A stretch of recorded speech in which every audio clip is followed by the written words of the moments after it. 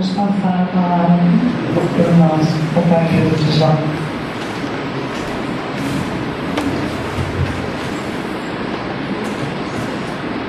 Que a paz de Jesus continue nos nossos corações. Vamos fazer o trabalho da noite de hoje baseado no nosso último livro, A Transição Planetária do Homem.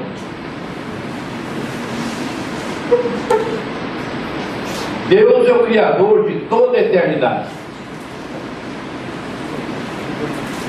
É o útero cósmico, de onde saem os minerais, os vegetais, os animais, os homens, os anjos, os arcanjos. Jesus é o sol das nossas almas. É uma bússola cuja agulha magnética aponta para Deus.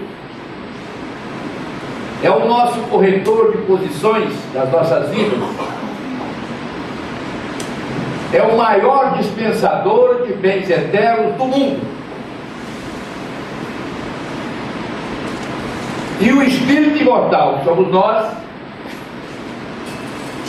é um nômade do espaço. É um andarilho do infinito. É um viajor incansável da eternidade, buscando o seu próprio destino através das reencarnações sucessivas nessa jornada milenar na direção das estrelas. Viemos de muito longe, mas de muito longe, do primitivismo. E nos dias de hoje, quando se fala em transição planetária, é assunto de todas as rodas, filósofos, cientistas, pensadores, escritores, inclusive eu, estão animados com essa transição planetária, até que enfim chegou a hora. O nosso planeta está com uma revolução incrível por parte dos seus habitantes, por parte da humanidade terrestre. Mas no início quase que tudo era um caos. Os macacóides, que éramos nós, vivendo nas tocas, nas grutas, sem nenhum conhecimento, sem nenhuma cultura, sem nada. Aos poucos as coisas foram se modificando e iniciou-se a primeira fase da transição, com a chamada cultura empírica, que é a cultura da observação. O homem ainda primitivo começou a observar os céus, o mar, a lua, as estrelas, o sol, e criaram referências a respeito do sol, da lua, das estrelas, do mar, dos animais. E dessa cultura de observação, essa cultura empírica, foi que surgiu a mitologia grega, o paganismo, com a ideia de muitos deuses. Essa é a primeira fase da transição, lá atrás, e que hoje achamos que estava errado, mas na época deu certo. Os romanos, os gregos tinham aquela mitologia, aqueles deuses pagãos que eles mesmos criavam, mas serviu para aquela fase primitiva em que o homem não tinha condições de alçar voos maiores para a eternidade de Deus. A segunda fase da transição começa com o patriarca Abraão. Quando se fala de Moisés, Deus único, Moisés, a função de Moisés, o profeta maior, foi idêntica à função de Kardec. Moisés não criou o monoteísmo, ele codificou o monoteísmo. Quem criou o monoteísmo foi Abraão, que adotou para a sua tribo, para os seus familiares, a crença em um único Deus. Ele passou para Isaac, Isaac passou para Jacó, Jacó passou para os seus 12 filhos. José vai para o Egito, recebe todos os seus familiares, e ali forma uma grande família, que acabou se tornando escrava dos faraós. Moisés então nasce, havia uma ordem para matar todas as crianças até a idade de 2 anos, que fossem de sexo masculino, para que não proliferassem homens que pudesse se voltar contra o faraó. A mãe de Moisés coloca ele num cesto de vidro e deixa no rio Nilo. E a filha de faraó apanha, pede às suas escravas que pegassem aquele neném que vinha chorando no cesto de vidro no rio Nilo. E cria Moisés como se fosse seu filho. Então Moisés teve uma educação de príncipe, foi criado dentro da casa de faraó, depois ele se volta contra o faraó. Tinha uma cultura incrível, que era uma cultura de realeza, aprendeu com os iniciados daquela época, as artes esotéricas, da religiosidade, da mediunidade, né, que eles praticavam através do véu de Ísis. Então Moisés tinha uma cultura incrível, se fosse hoje seria doutorado em várias disciplinas. Ele mata o egípcio, foi obrigado a fugir, a filha pediu ao pai que deixasse voltar, ele volta, e aí ele inicia um processo para retirar aquele povo de Israel, chamado povo judeu, das terras do Egito, para encaminhar essa transição que hoje está mais avançada, quer dizer, tirar aquele povo do meio daqueles deuses politeístas, muitos deuses, adoravam tudo próprio. O faraó era adorado como rei, era o rei Ra, o rei Sol. E depois de todas aquelas turbulências que houve entre ele e o faraó, com aquelas pragas que falam no Êxodo, na Gênesis, ele vai para o deserto com aquele povo. E hoje, pegando o mapa daquela região, eu já peguei várias vezes, podemos observar que o pedaço em que circulou Moisés com o seu povo é um espaço muito pequeno, pode ser percorrido em meses. Mas Moisés levou 40 anos ali andando em círculos para retirar da mente daquele povo a ideia politeísta e implantar a ideia de um único Deus. E aí entra outra cultura. Nós até ali era a cultura empírica que predominava, passa então a predominar a partir de Moisés, quando ele lança os 10 mandamentos, a cultura religiosa. Primeiro a cultura de indivíduo, depois a cultura empírica de observação, que deu origem ao paganismo e ao politeísmo, e agora a cultura religiosa, que inclusive continua no dia de hoje. A cultura religiosa tem que ter uma forma. Daí a igreja católica, os evangélicos, todos eles dentro da cultura religiosa. O espiritismo, que nós vamos falar daqui a pouco, é que inicia o processo de uma cultura científica. Né? Kardec, uma nossa irmã muito bem, fazendo homenagem, teve um trabalho hercúleo de retirar da religiosidade, nós continuamos com ela, com a cultura religiosa, os rituais, os paramentos, a hierarquia sacerdotal, as oferendas. Kardec deu uma limpeza, fez uma faxina da religiosidade e adoração externa, e indica para os seus adeptos da doutrina espírita uma cultura científica que parte da mente, da consciência. E uma das perguntas do livro do Espírito diz isso, quando ele pergunta aos irmãos espirituais aonde estariam as leis divinas que regem a vida cósmica do planeta e dos homens. E os irmãos espirituais respondem a Kardec: na consciência do homem. Então, na cultura religiosa iniciada por Moisés, é muito importante os 10 mandamentos que ele edita depois de passar 40 dias e 40 noites jejuando no Monte Sinai. Ele desce o Monte Sinai com as tábuas do Testamento. Estes 10 mandamentos são divinos. O restante da obra de Moisés são leis administrativas que ele editou, como são editadas as medidas provisórias da Câmara. Os nossos deputados, senadores não fazem mais leis, tudo é medida provisória, mais de 50 que chegam por semana, goela abaixo, todo mundo apoia.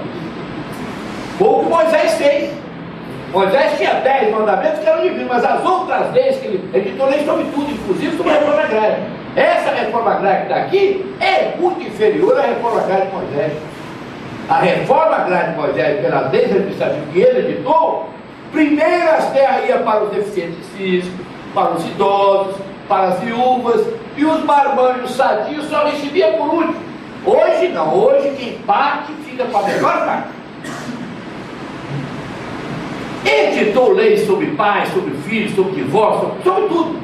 Mas foram leis humanas dele, Moisés, que era uma cultura incrível. Agora os 10 mandamentos não. amar a Deus sobre todas as coisas e ao próximo como a si mesmo. Incontestável, ainda hoje.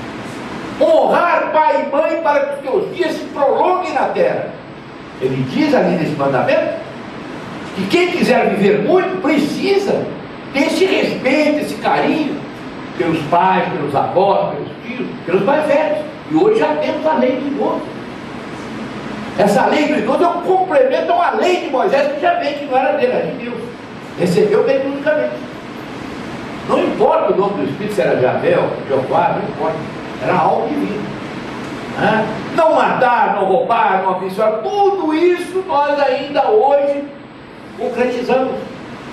Mas as leis de Moisés foram revogadas com o tempo, como as nossas aqui também são revogadas, não serve mais, edita outra, inventa. A nossa Constituição é uma árvore de Natal, está cheia de lantejoura, todo dia coloca o próximo ano. Agora as leis divinas são irrevogáveis. Não há como o homem intervir, por exemplo, na lei de ação e reação. Não pode intervir na lei de reencarnação, na lei de causa e efeito. E isso outras religiosidades, a católica, não falam. Então o Espiritismo é a terceira etapa dessa transformação, dessa transição. Cultura empírica, cultura religiosa e cultura científica. Mas Kardec não descartou, porque não se pode descartar o passado de uma hora para outra. As coisas acontecem por etapas, gradativamente, homeopaticamente. Tanto é que Kardec fez questão de codificar o Evangelho segundo o Espiritismo. E Jesus participou de uma forma decisiva nessa transição planetária.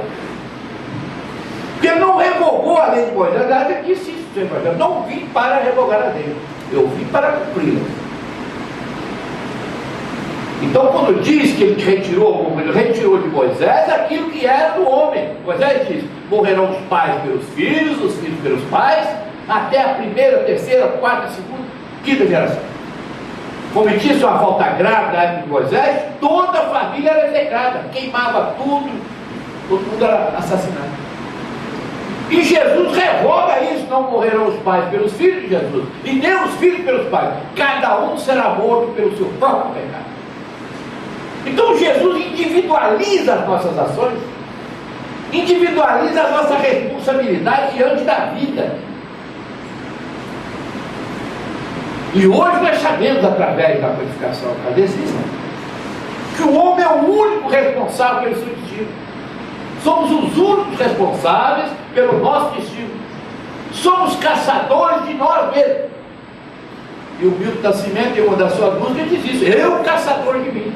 É uma música muito bonita, popular, em que ele faz um preâmbulo muito bonito com a música, com a letra lindíssima, como ele sempre faz, mas o refrão é divino: eu caçador de mim. Somos caçadores de nós mesmos, procuramos por fora o que já temos por dentro. E esse algo que eu estou dizendo que temos por dentro não é meu, é de Jesus. Instado a falar sobre aquele reino maravilhoso que ele apontava para os seus adeptos, certa vez ele disse: se disserem que o meu reino está ali ou acolá, não acreditem, disse Jesus. O reino de Deus está dentro de vocês. Esse é um outro indicativo que parte de Jesus e chega a Kardec. Kardec confirma.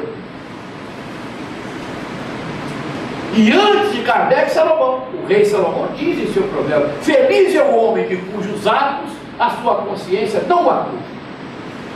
O rei Salomão foi um rei sábio, também participou em parte da transição. Mais de 1000 provérbios, mais de 1000 cantares. Só errou no problema da sensualidade, que é o pior vício, é o último para largar o homem. Teve mais de 1000 mulheres, 700 mulheres princesas, está lá na Bíblia. Foi mentira da Bíblia. A Bíblia diz que Salomão teve 700 mulheres princesas e 300 mulheres concubinas, quer dizer, mulheres que não eram princesas, fora do casamento. E eu vinha para cá de ônibus pensando assim: meu Deus do céu, deve ter sido um sufoco. Porque eu só mandei uma, meu cheque azul já está branco.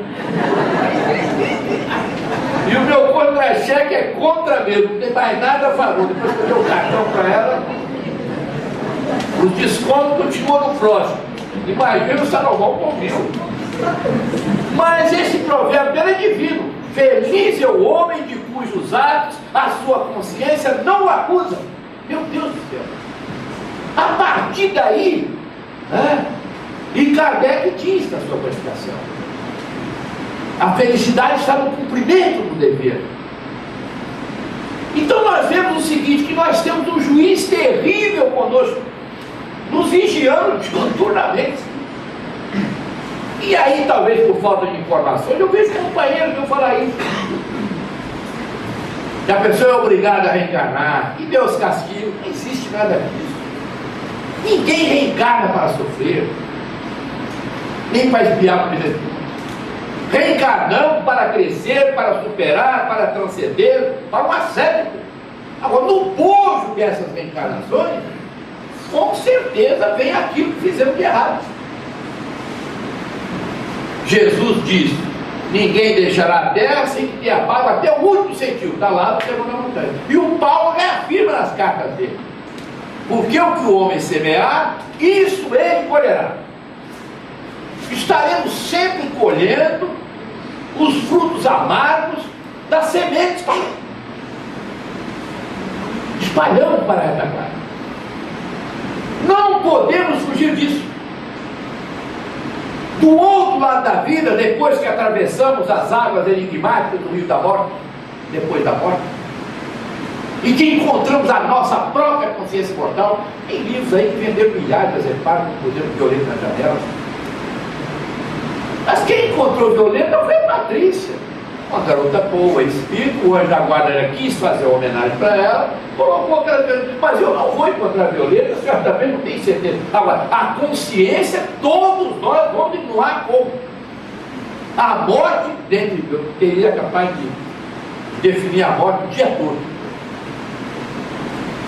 É a porta da vida, é um sono que se completa, é um estágio de duas vidas, é uma juíza preparada com um vestido bem bonito para fazer o nosso casamento bonito. É uma outra dimensão. Mas a principal definição da morte é essa: a morte é um encontro com a própria consciência mortal. Você encontra você mesmo. O Djalma vai encontrar o Djalma, você vai encontrar todos, e na maioria das vezes esse encontro não é um encontro legal. Não gostamos desse encontro, porque aparece um telão, e aí você vê coisas que você achou que eram pequenas, mas que juntas, muitas delas formam uma avalanche. Coisas pequenas, irritação constante, mau humor dentro de casa, irritação constante, implicância com a mulher, implicância com o filho, autoritarismo, prepotência. Tu espírito enche o peito e sobe. Eu não mato mais, o outro mata. As coisas grandes realmente nós já abandonamos, eu concordo com isso. Mas as pequenas não. Aquelas pequenininhas que estão junto conosco, essa implicação dentro de casa, esse mau humor que nós temos com as pessoas, a maledicência, coisa pequena, falar mal dos outros, colocar defeito no trabalho dos outros, desanimar os outros. Eu passei no vestibular. Para quê? Você não vai poder pagar a prestação da faculdade? Aí acaba com a pessoa. Ou comprei um carro, vai estar ali, deixa você pegar a primeira multa para você ver. Eu bati no pé. Então somos terríveis, ainda temos um pensamento voltado para o que é chulo, para o que é baixo, para o que é sinistro, para o que é sombrio, e é só observar os programas televisivos. Observa os programas televisivos. Você não acha um durante o dia. Eu só vejo o Mundo Animal e o Chaves. Podem falar mal, mas aquele tapa que o seu Madruga leva, eu acho que não é porque está batendo, não, porque é engraçado aquilo. Na maioria das vezes eu não tenho culpa nenhuma. Então é muito engraçado. No início a gente ficava mesmo, mas hoje está repetindo. Foi uma pena que terminou aquilo. Mas é muito engraçado aquilo ali. O Pica-Pau também é muito. Aí eu vou logo dizer os nomes, pelo que o Papa lá, Wagner Monte, essa tal de Sônia Abraão, que já foi representada da Globo no exterior e agora está fazendo um programa. Só olha aquele programa do goleiro, ela fica 4 meses falando, só fala de maldade, de crueldade, de uma fonte de Deus. É ruim demais a programação brasileira. Aí tem o Wagner Moura, tem Estão de Itapena, é tanta gente, o próprio Faustão também, não tem comida nada. Por incrível que pareça, o melhor deles é o Silvio Santos. Vai lá. É bom ou não é? Pelo menos não está falando coisa ruim. Às vezes eu vejo, não, eu defendo, ele não fala coisa ruim, não. É aquela brincadeira, é um brincalhão. Mas usou a programação dele horrorosa, pelo amor de Deus, não aproveita nada. O mundo não é esse, com certeza não. Você não vê na televisão um programa das pessoas no asilo ajudando, creche, eu conheço que eu faço palestra à base de 28 aqui na Brasil também. O abrigo Tereza, tem um outro abrigo aqui, catado que eu vou pedir, é de idosa, lá no asilo, no Frei Luiz, onde eu estive também, quase que de 5 estrelas, tem televisão, coisas bonitas que deviam ser fotografadas, filmadas e passar para as pessoas se animar, e não essas coisas ruins, morreu o vídeo, deixa isso aqui. E aí discutem, dão opiniões sobre aquilo que não conhecem. O pior programa de televisão do judiciário, pelo amor de Deus. Eu fui ver aquela sessão final da tal ficha limpa, que não é limpa, é suja. Entrou um novo agora, ficou 2 horas falando e depois ele decidiu, não decidiu. Pelo amor, é ruim demais. Se eu estivesse lá, eu diria assim, meu amigo, as muitas letras o fazem delirar. Sabe o que é isso? O muito que você estudou, você ficou louco, cara. As muitas letras o fazem delirar. Você ficou louco, você não tem mais nada para fazer. É ridículo isso. E na cama também, Luciano, pelo amor, você não aguenta. Só se for para problemar corpo, você ficar rindo o tempo todo. Então nós precisamos entender o seguinte, que Jesus foi o intermediário, o maior sociólogo de todos os tempos. E ele chama para si a responsabilidade da transição. Vinde a mim todos aqueles que se encontram cansados e oprimidos, e eu vos aliviarei. Todas as vezes que eu leio essa frase, que eu penso essa frase, eu penso numa outra minha. Você já consegue ir? Essa aqui é a frase importante que eu pergunto. Você já consegue ir? Porque Jesus continua chamando. Continua batendo a porta do coração humano, cuja maçaneta é pelo lado de dentro. Só o dono pode abrir. Jesus continua batendo na porta do nosso coração, mas a maçaneta é pelo lado de dentro. Só o dono pode abrir. E no início do seu messianato, ele faz uma outra pergunta, ele fala em forma de pergunta. O Evangelho de Jesus, o grande dia, precisamos ler com atenção. Nesses pontos simples, mas que trazem, de uma forma quase invisível, lições profundas. É quando ele pergunta àquela pequena multidão, logo no início do seu messianato, ele pergunta: que buscar? Está lá. Que buscar? Jesus pergunta o que aquela pequena multidão queria, o que eles desejavam para as suas vidas. Qual era o objeto de predileção deles? O que chamava mais atenção de cada um que estava ali? E isso é para nós aqui hoje. Qual o objeto de predileção de vocês? O que chama mais atenção a cada um de vocês que estão aqui hoje, no Oriente Sanufo, encarnados e desencarnados? O desencarnado é muito maior. Eu estou perguntando para as duas humanidades que estão aqui, o encarnado e o desencarnado. Qual é o objeto da predileção de cada um de nós, inclusive é Deus?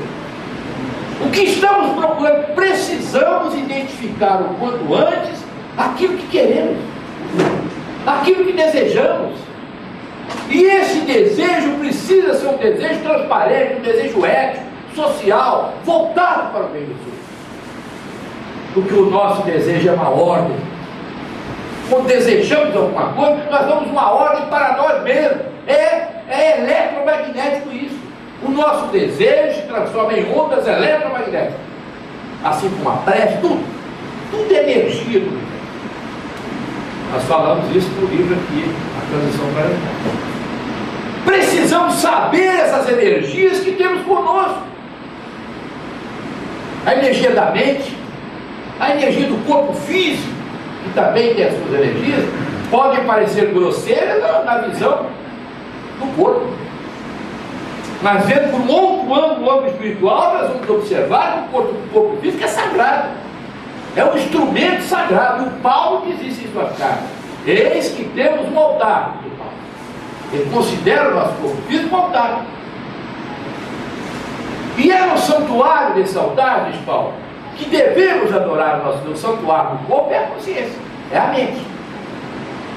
Então, quando vemos, não temos nada contra, as pessoas me consultam através de e-mail sobre essas tatuagens horríveis, que já tem gente do corpo todo enlodoado. Isso é terrível, isso com certeza. Veja uma criança quando nasce limpinha, linda, bonita, depois torna um marmanjo e pinta aqui, pinta tudo. Aí chega do outro lado, escurecido por essas retratações, e muitas vezes de mau gosto. É lagarto, é jacaré, é cobra, é escorpião. Por que tem que botar só bicho ruim? É duro isso. E que me perdoe as minhas irmãs mulheres também, às vezes mulheres lindíssimas, com tatuagem aqui no pescoço, veio das atletas, meu Deus, no olho, meu Deus, tinha uma que pintou o braço, outra daqui, assim, escureceu o braço. Que coisa horrível, meu Deus. Que me perdoe, não é uma crítica não, mas isso aí não é uma coisa boa, com certeza não. E nós não podemos bater palma para isso. Quem ouve o programa de paz sabe que eu pego e até medo de sair do ar, porque às vezes eu exagero. Mas eu sou assim, vou continuar assim. Não adianta, não me chamar a atenção aí. Mas eu reconheço que às vezes eu saio um pouco, fico nervoso. Outro traço visita é a preguiça. Pelo amor de Deus, a preguiça é algo terrível. Pessoas que ficam na janela vendo a banda passar. E está deixando tudo para o outro. Não, mas eu vou ser. No mês que vem eu vou fazer isso. Meu Deus, comece agora. Faça uma cadastre. Realize um repensamento, um questionamento da sua vida. O que você está fazendo, o que você fez até agora. E dê uma guinada de 360 graus na sua vida. Paulo era praticamente, antes de era Saulo, um capacho dos sacerdotes. Ele era o comandante da guarda dos sacerdotes, encarregado de perseguir os primeiros cristãos, inclusive roubar bem os cristãos. Acabou por culminar com a morte de Estevão, o primeiro mártir do cristianismo, que participou do apedrejamento. Mas ao receber Jesus no caminho de Damasco, meu Deus do céu, Paulo fez uma pergunta que todos nós deveríamos fazer durante o nosso culto lá. Quando Jesus fez: Saulo, Saulo, ainda era Saulo, por que me persegue? Duro será para ti suportar os aguilhões. E devo fazer um parênteses, porque ainda hoje as pessoas pensam que esses aguilhões era só para Paulo. Não, para nós também estão sobre as nossas cabeças. Esses aguilhões são as dores, os sofrimentos, as decepções e as desilusões. Quando saímos da linha, quando pisamos na bola, quando nos atrelamos ao ódio, ao rancor, ao ressentimento, à raiva, ao ciúme, à mentira, à sexualidade excessiva, ao autoritarismo, à prepotência, à maldade, à crueldade, à perversidade. E aí surgem esses aguilhões que Jesus previu para o Paulo. Mas o Saulo, se recompôs e fez uma pergunta histórica para a humanidade. E nós devemos acompanhar. Ele disse: Senhor, que queres que eu faça? Está lá no Evangelho. Ele pergunta a Jesus o que Jesus queria dele. Quais seriam as diretrizes que Jesus iria lhe dar? E Jesus vá até a cidade de Damasco e se hospeda numa pensão, e ali será dito o que você vai fazer. Então é interessante que ele se colocou à disposição de Jesus. Eu, durante o meu culto lá, eu confesso para vocês, eu pergunto a Jesus: o que queres que eu faça? É claro que não vem uma resposta assim, de voz direta, como muitas pessoas desejariam, né? Djalma, faz isso, não é assim não. Mas uma voz interna, que parte da minha condição: continue com o programa pelo que faz. Seja duro com os outros, mas seja mais duro com você mesmo, mais rígido com você mesmo. E eu, graças a Deus, tenho tido assim muita. Vocês ouviram falar, o nosso aniversário foi comemorado no sábado, lá na editora Não Sei. Desde que inventaram, deu mais de 300 anos. Eu nunca supus, nunca pensei que o espírita pudesse se aglomerar tanto em torno de um evento simples, né? Ali chegando na estação de Campineira, 2 andares, a arquitetura do senhor Doutor da Santa Mônica, faculdade. Então só a livraria tem mais de 500 metros quadrados. O andar de cima, os 2 andares, onde está o auditório com 150 pessoas, está fechado, ar-condicionado, encheu tudo em cima, embaixo, a rua congestionou. Porque as pessoas estão compartilhando desse processo, né? Dessa mudança, até de programação. Porque quando eu entrei no Espiritismo, a ideia é o seguinte: o presidente do centro coiteiro, a cara fechada no sorriso, acabou isso. Precisamos estarmos alegres, felizes, a começar dentro dos nossos próprios lares, com a nossa esposa, com o nosso esposo, com os nossos filhos, com os nossos netos. Temos 6 filhos e 12 netos. Só nós estivemos lá no aniversário, que está em Manaus, que tem gente do Brasil inteiro. Tenente de Manaus, Aeronáutica, tem muita história.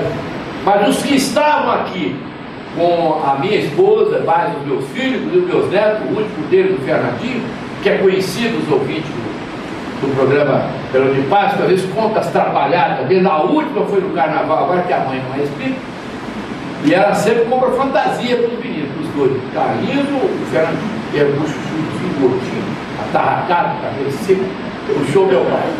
Ele já é engraçado só de você olhar. Mas ele sempre fantasiou de super-homem, que é fantasia. Dessa vez ela comprou Tropa de Elite 2. Forma que pra ele, mas no outro não quanto é comprido igual o pai, ficou mais nele encaixou. Aquele cinturão preto, põe na preta, pop aqui, o óculos escuro que tapa quase a cara, aqui na frente pop, algema, pistola, tudo. Ele ficou assim. Então na sexta-feira do carnaval, a diretora lá do Piratas, talvez todo mundo de fantasia. Então foi todo mundo fantasia. Mas na hora de sair as mães para pegar os seus filhos, a avó, pegar os netos, a fantasia deles, os dois, foi que fez mais sucesso, porque realmente ficou gozado. Aí ele veio para atravessar a rua, estava guardando o portão da minha casa, ele bota no fundo do apartamento. Comprei a casa da frente, era português, é difícil 4 andares, eu comprei os apartamentos, botei esse filho. E quando ele chegou perto, e sempre quando ele vem sorrindo, alegre, e se joga nos meus braços. É muito difícil chegar até. Mas dessa vez ele vem com a cara amarrada, fechada. Isso parecia um robô. Aí quando ele chegou, eu falei: o que é isso, cara? Você devia estar alegre, sua fantasia é um maior sucesso. Aí ele chegou no pô, eu agora sou policial. Não posso dar moleza, não, vou pegar pesado. Olha pesado, gente. Falei: você incorporou o espírito do Capitão Nascimento? Que isso? E aí o próprio irmão dele, que estava fazendo calor, reclamou com: mamãe, essa fantasia está me incomodando. Está incomodado? Pede para sair, pede para sair. Olha, sincero, é uma figuraça, cara. Então, nessas pequenas coisas é que está a felicidade. As pessoas procuram a felicidade, não, eu comprei. Estou dizendo que a minha esposa botar uma intimidade. Comprou junto com a irmã dela uma casa de praia. Casa não, quarto salão lá não é, na região do quarto. No primeiro dia que ela foi, chegar sendo aqui 8 horas da manhã, chegar lá à noite. Chegaram mais de 120 quilômetros. Chegaram cansados, no outro dia, olha, isso é uma brincadeira, aí por cima choveu. E me chamaram para ir no nada, pelo menos eu conheço a ponte, a começar pela ponte ali, chega ali. Então, às vezes, mas ela disse para mim: não, lá você é feliz, vão andar na praia. Olha que loucura, filho, eu tenho que ficar meu computador, vendo meus livros de espírito e curtindo esses 2 netos lá no fundo. E eu vou ver os outros, vendo pode ter aqui na Vila da Penha, tem Jacarepaguá.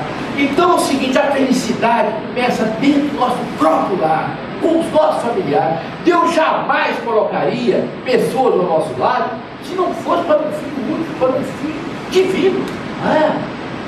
Então precisamos valorizar a nossa esposa, os nossos filhos, os nossos netos, com coisas simples.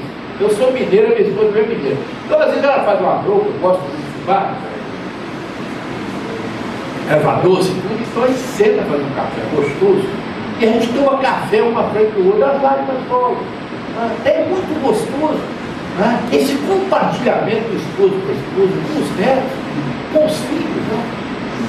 Hoje, Bahia, por exemplo, esse pai que sai para trabalhar, todo mundo que sai para trabalhar, eu pego 89, puxo a mãe que é muito alta, E ele passa a ser um deixa tomar, pensa, já tomou café? Não, também tomou café comigo. Ele entrou pelos fundos e tomou café. Depois ele me deu um abraço, porque quase quebra meus olhos, porque é um armário. Né? Mas é gostoso esse abraço. Então, quando a gente abraça uma pessoa, ele está dando paz. Quando somos abraçados, recebemos o paz. Lá na nossa criança, abraçamos mais de 200 pessoas gostam de abraçar, também embora. Ah, eu gostaria de conhecer o seu, eu também gostaria de conhecer o seu. Foi uma farra. Eu gosto da alegria. A alegria traz felicidade.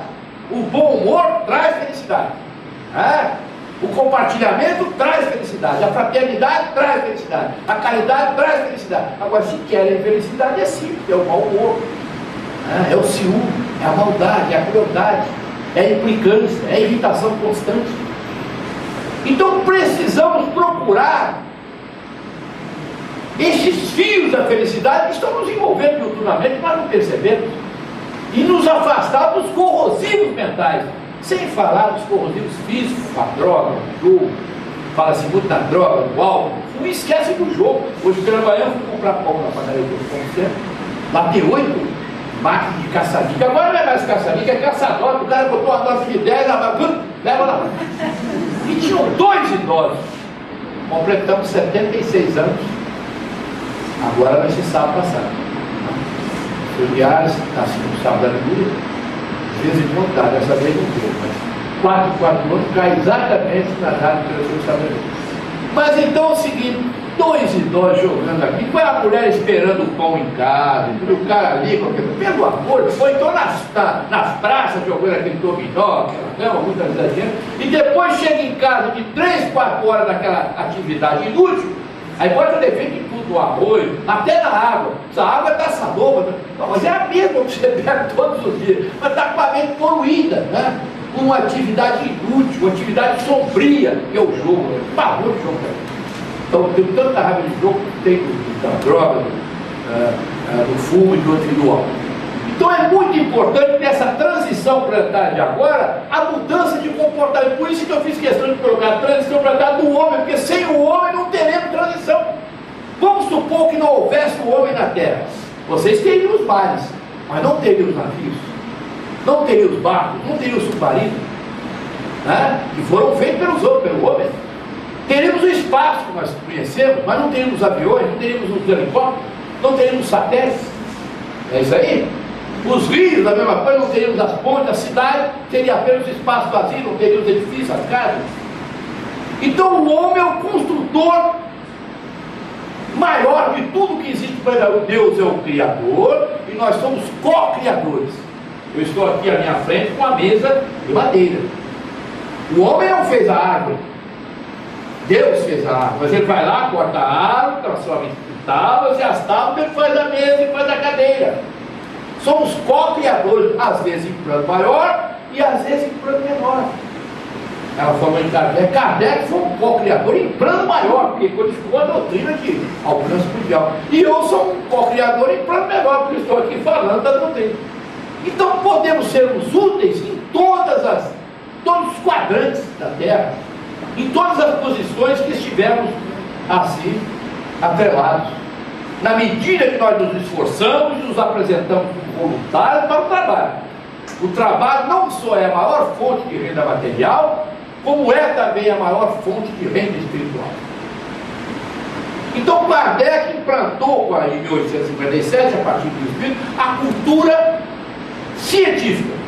Não descartou a cultura religiosa, eu já falei que ele codificou também o Evangelho segundo o Espiritismo. Quer dizer, Kardec reconheceu em Jesus um nível absoluto, como sendo o maior profeta já visto aqui na Terra.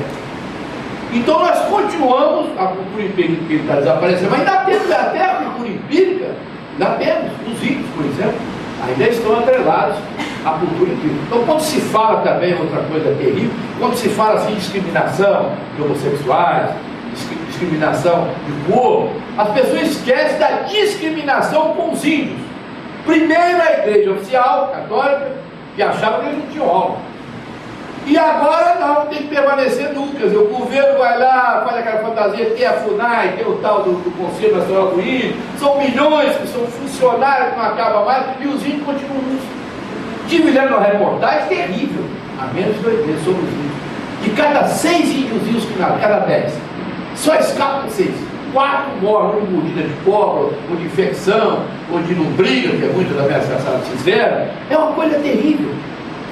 Passou uma reportagem sobre uma tribo, até que está numa reserva dessa aqui, a Vale do Doce Explora, então são riquíssimos, né?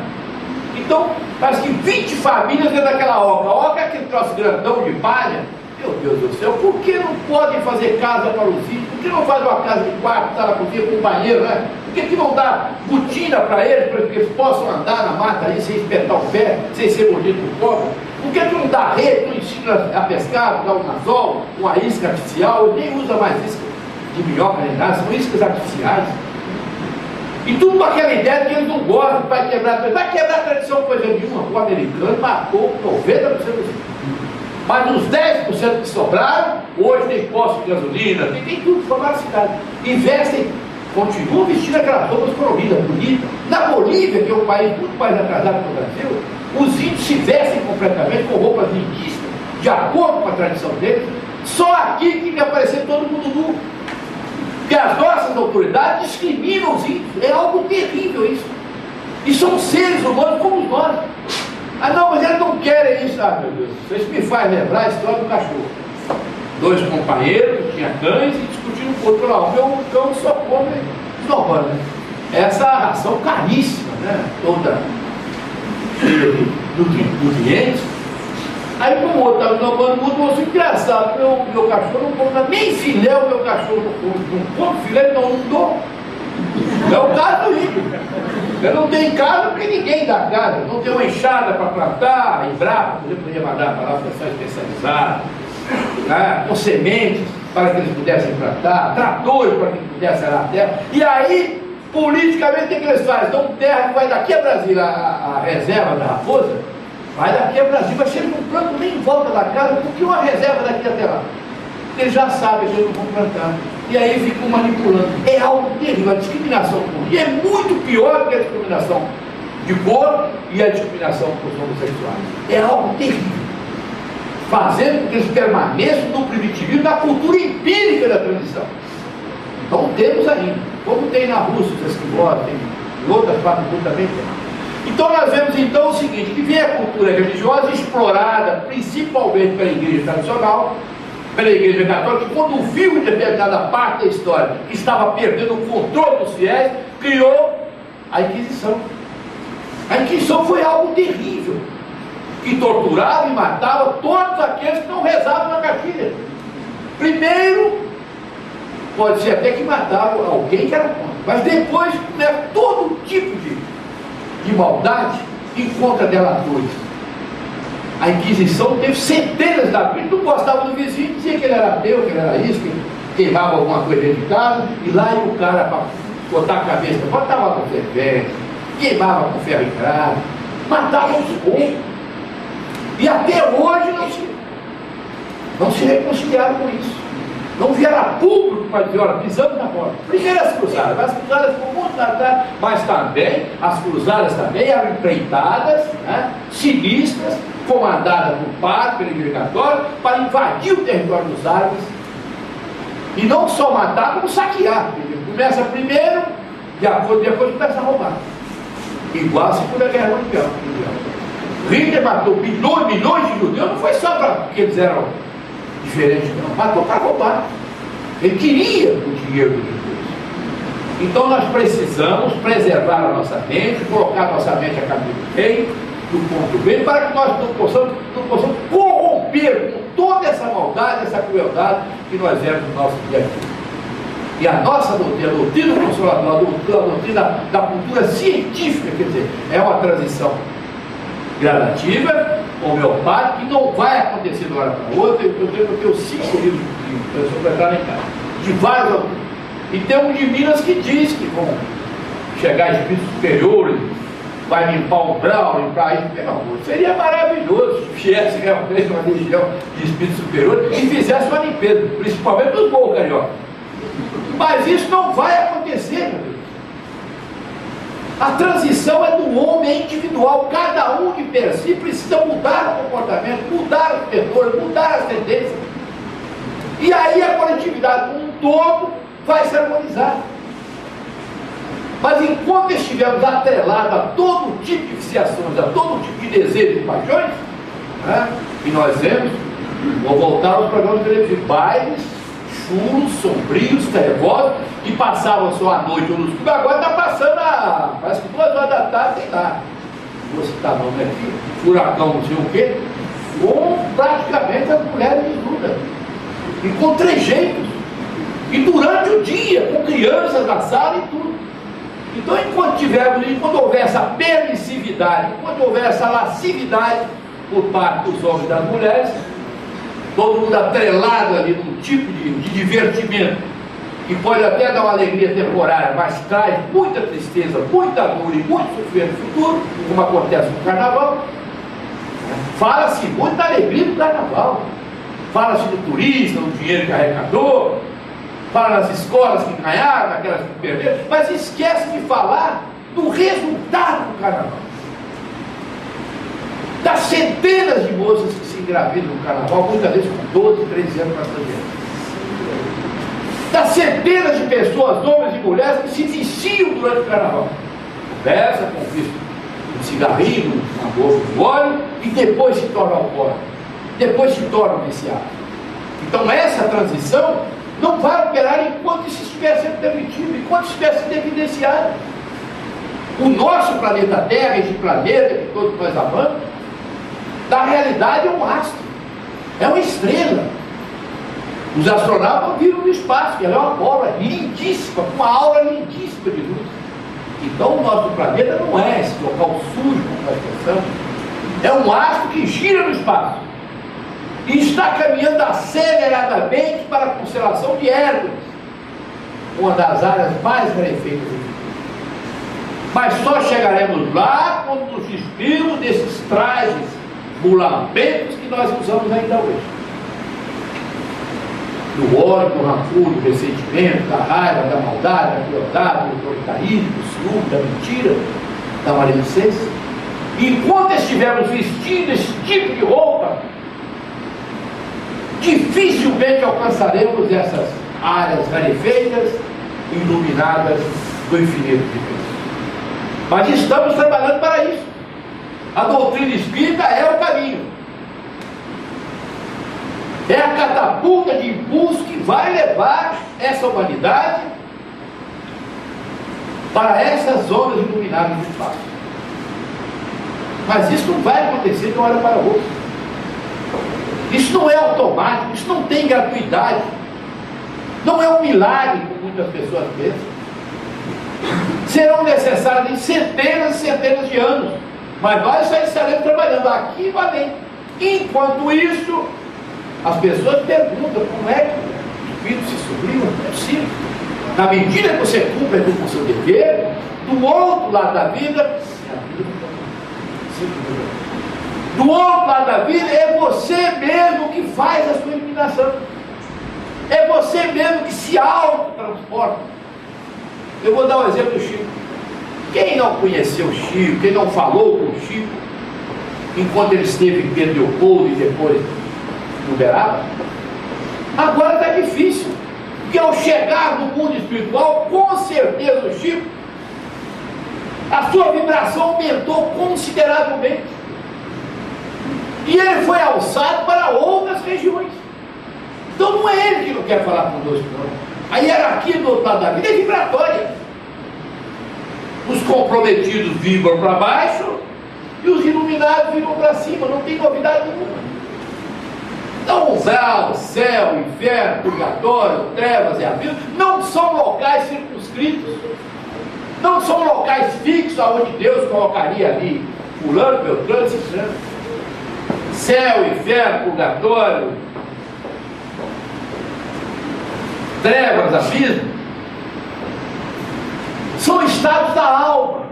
Somos nós que levamos esse estado para o outro lado, levamos na nossa consciência e lá vamos parar. O que acontece com o grau? O grau é um local criado por individualidades que se aglomeram como se fosse uma reunião de greve, de alguma coisa, que nós vemos aqui. Vamos fazer uma greve aí, 500 pessoas se juntam. Tá? É a mesma coisa, mas não é um local fixo, não tem ali aquela determinação. Deus não coloca isso, ou melhor, Deus não dá prêmio, mas também não dá castigo. Tudo que Ele tinha que dar já nos deu, já se encontra conosco. E nós precisamos entender isso. Então, na medida que cumprimos com os nossos deveres aqui, cumprimos com as nossas ordenações humanas, estamos prontos para iniciar uma outra transição, a transição individual. E essa transição individual é que vai formar coletivo. Muitos espíritos iluminados vão formar o nosso lar, vão formar outras coisas, porque o nosso lar é uma coisa mais. Simples, tal. Então nós precisamos entender o seguinte, que essa é a grande oportunidade das nossas vidas, de chegarmos ao outro lado da vida mais iluminados, mais robustecidos, pelo conhecimento que nós adquirimos aqui através da doutrina, e aí sim nós podemos ajudar aqueles que ficam aqui. Né? E não chegar do outro lado, que a maioria das pessoas chega do lado como se fossem mendigos, necessitando de tudo, principalmente de laços fraternos e de laços de amizade que não construíram aqui. Do outro lado da vida não tem o ouro, não tem o dólar, não tem prata, não tem o ien, não tem o real. Do outro lado da vida encontramos laços fraternos e laços de amizade que construímos um junto aos outros. Quem não consegue isso vai se ver isolado do outro lado da vida. Nós precisamos pensar nisso para que possamos pensar que a transição planetária é do homem, é responsabilidade exclusiva de cada um de nós, e vai demorar muito tempo ainda, mas enquanto isso podemos construir aqui um corpo individual perfeito, no qual vamos militar do outro lado da vida. A vida é um eterno processo de escolhas, escolhemos todos os dias, e vive melhor e feliz quem aprende a escolher. Muita paz, muita alegria, muita felicidade, é o que eu desejo para todos vocês do fundo do coração. Depois estarei lá autografando a Transição Planetária, o segredo da felicidade e sucesso em todo o Brasil, e ninguém gosta. Obrigado.